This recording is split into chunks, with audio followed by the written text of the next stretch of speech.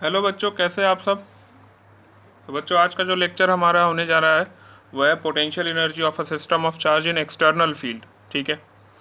तो पिछले लेक्चर में हमने आपको बताया था कि potential energy of a system of charge कैसे निकालते हैं, बट उसमें हम लोगों ने फील्ड को कंसिडर नहीं किया था। The field was absent. ठीक है। बट इस लेक्चर में हम लोग फील्ड को भी कंसिडर करने जा रहे हैं। हमारे पास एक्सटर्नल फील्ड है। फील्ड को कंसिडर करने से पहले बच्चों एक चीज़ आपको बता देता हूँ कि ये फील्ड कहाँ से आ रहा है, कौन लगा रहा है, हमें इसके बारे में ज़्यादा सोचना नहीं है। This is none of our concern. हमें सिर्फ ये देखना है कि हाँ फील्ड लग रहा है। ठीक है। So there is a particular field. Now we are going to bring a charge Q from infinity to a point R into the field. ठीक है। हम इस चार्ज Q को इन्फिनिटी से किसी पॉइंट R पे लाना चाहते हैं इस फील्ड में। ओके। तो पोटेंशियल एनर्जी क्या होगा? तो पोटेंशियल एनर्जी जो है वो वर्क डन के बराबर होता है। और वर्क डन का वैल्यू क्या होता है? तो वर्क डन का वैल्यू तो होता है 1/4πε0 Q1 Q2 upon R। Okay. But यहाँ तो एक ही Q है और Q2 तो है नहीं, तो क्या वर्क डन इसके लिए ज़ीरो होगा? नहीं, वर्क डन ज़ीरो नहीं होगा, क्योंकि यहाँ पर एक्सटर्नल फील्ड पहले से लग रहा है। तो चूंकि एक्सटर्नल फील्ड लग रहा है तो कोई ना कोई चार्ज लगा ही रहा होगा। हमें चार्ज के बारे में नहीं पता, लेकिन हमें फील्ड के बारे में पता है, एक्सटर्नल फील्ड के बारे में। ठीक है। तो वर्क डन का एक फॉर्मूला हमें पता है, और वो क्या होता है? Q naught integration of minus sign के साथ integration of E dot D R. Okay. ये फॉर्मूला हमने आपको फर्स्ट लेक्चर में ही बताया था, आप वहाँ जाके उस वीडियो को देख सकते हैं। ठीक है। तो यहाँ पे हमारे पास ई है और डी आर भी है, यानी डिस्टेंस भी है आर वेक्टर। ठीक है। तो यहाँ से हम क्या लिख सकते हैं वर्क डन को? तो इस पूरे चीज़ को हम पोटेंशियल के बराबर भी लिखते हैं। ओके। तो हम वर्क डन को हम क्या लिख सकते हैं? वर्क डन को हम Q इंटू वी भी लिख सकते हैं। ठीक है ना। यहाँ पर आप Q नॉट को Q कंसिडर कर सकते हैं फॉर द टाइम बीइंग। तो work done is equals to क्या होगा? जनरल फॉर्मूला हमारा Q into V. Okay. And the same work done is going to store in the form of potential energy. तो हम potential energy को क्या लिख सकते हैं? Q into V. ठीक है ना। अभी यहाँ पे बच्चों हम वो फॉर्मूला क्यों नहीं यूज़ कर पा रहे हैं? 1/4πε0 Q1 Q2 अपॉन R12 जो था, ये फॉर्मूला हम क्यों नहीं यूज़ कर पा रहे? क्योंकि यहाँ पर सिर्फ हमें एक ही Q के बारे में पता है, और वो Q वो है जिसको हम इन्फिनिटी से इस पॉइंट पे ला रहे हैं। दूसरा Q के बारे में नहीं पता है, क्योंकि हमने आपको बोला कि ये इलेक्ट्रिक फील्ड कौन सा चार्ज लगा रहा होगा, हमें इससे कोई कंसर्न नहीं है। ठीक है। तो चूंकि हमें दूसरा Q के बारे में नहीं पता है, तो हम इसी एक्सप्रेशन को एक दूसरे फॉर्म में लिख सकते हैं, क्योंकि हमें पोटेंशियल के बारे में पता होता है। ओके। इस इलेक्ट्रिक फील्ड पे हर पॉइंट पे क्या पोटेंशियल होगा, that we can measure, but we don't know the value of Q, another Q, that's why we are using the same formula in another form. तो 1/4πε0 Q1 अपॉन R1 इतना आप देखेंगे तो इसको हम पोटेंशियल भी लिखते हैं। ठीक है। और जो Q2 है वो एक्स्ट्रा है, तो हम इसको एक जनरल फार्मूला क्या लिख सकते हैं? Work done is equals to Q into V. ठीक है ना। तो जब भी एक्सटर्नल फील्ड में आप किसी भी चार्ज को मूव करते हो, तो जो एनर्जी है वो Q इंटू वी के बराबर होती है। ये आपको याद रखनी है। ठीक है। Now we are going to come on the main portion, that is system of charge. तो हमें सिस्टम ऑफ चार्ज के बारे में पता करना। सिस्टम ऑफ चार्ज यानी जब हमारे पास एक से ज़्यादा चार्ज हो। ठीक है।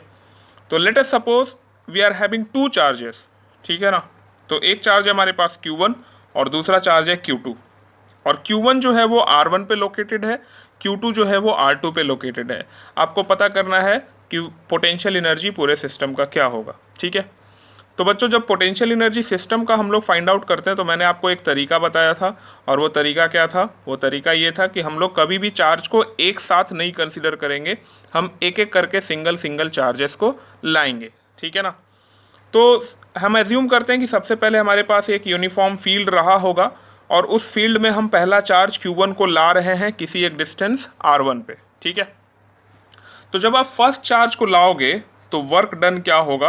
Work done on Q1। ठीक है। अभी देखिए, जब हमारे पास फील्ड एब्सेंट था तो वर्क डन का वैल्यू क्या हुआ था बच्चों? पहला चार्ज के लिए, फर्स्ट चार्ज के लिए वर्क डन का वैल्यू हुआ था 0। लेकिन अभी हमारे पास फील्ड प्रेजेंट है। ठीक है ना। तो फील्ड भी तो कुछ ना कुछ अपोज करेगा या कुछ ना कुछ फोर्स लगाएगा Q1 के ऊपर इलेक्ट्रिक फील्ड। तो जब इलेक्ट्रिक फील्ड फोर्स लगाएगा तो हमें वर्क डन इलेक्ट्रिक फील्ड के अगेंस्ट करना होगा, ठीक है ना। तो जब हम वर्क डन करेंगे इलेक्ट्रिक फील्ड के अगेंस्ट तो कितना करेंगे, तो इलेक्ट्रिक फील्ड के अगेंस्ट वर्क डन का वैल्यू हमने आपको बताया वो कितना होता है Q into V, where V is the potential at any point, ठीक है।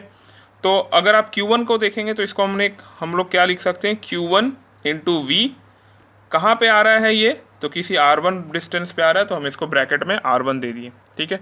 तो V हमें कहाँ पे, इसका मतलब क्या है कि V हमें कहाँ पे मेज़र करना है, तो V हमें R1 पे मेज़र करना है। R1 कुछ भी हो सकता है डिस्टेंस आपके पास दिया हुआ, ठीक है। So the formula will be Q1 into V at R1। Now we are going to bring another charge that is Q2। So work done on Q2, ठीक है। अभी देखिए वर्क डन ऑन Q2, जैसे ही Q2 आएगा तो Q1 हमारा कहीं पे, सपोज यहाँ पे हमारा Q1 ऑलरेडी स्टैब्लिश हो चुका है, और जब हम Q2 को लाएंगे किसी एक पॉइंट पे तो Q2 पे कितने सारे वर्क डन्स काम करने हैं, ठीक है। तो Q2 पे हमारे पास हमें दो वर्क डन करना होगा दो फोर्सेस के अगेंस्ट। एक तो फोर्स इलेक्ट्रिक फील्ड के कारण लगेगा Q2 के ऊपर, और दूसरा फोर्स Q1 के वजह से लगेगा, ठीक है। तो सबसे पहले हम वर्क डन ऑन Q2 कर रहे हैं ड्यू टू इलेक्ट्रिक फील्ड, ठीक है ना। और इसका वैल्यू कितना हो जाएगा, तो Q2 मान लेते हैं किसी एक डिस्टेंस R2 पे आ रहा है, तो हम लोग इसको कैसे लिख सकते हैं, Q2 इंटू वी, और V हमें कहाँ पे लेना है, तो V हमें R2 डिस्टेंस पे लेना है, तो हम R2 को ब्रैकेट में डाल दिए, ठीक है। अभी इलेक्ट्रिक फील्ड के अगेंस्ट तो वर्क डन करना ही होगा, साथ ही साथ Q1 स्टैब्लिश हो चुका है तो Q1 भी अपना फील्ड फैला रहा होगा, और उसके इलेक्ट्रिक फील्ड के अगेंस्ट भी हमें वर्क डन करना है, ठीक है। तो एक वर्क डन किसके अगेंस्ट होगा, work done on Q2 due to Q1, ठीक है। और जब हमें दोनों चार्जेस के मैग्नीट्यूड पता होते हैं तो हम इस वाले फॉर्मूले से जा सकते हैं वर्क डन के लिए। तो हम लोग यहाँ क्या लिख सकते हैं, 1/4 pi epsilon naught Q1 Q2 upon.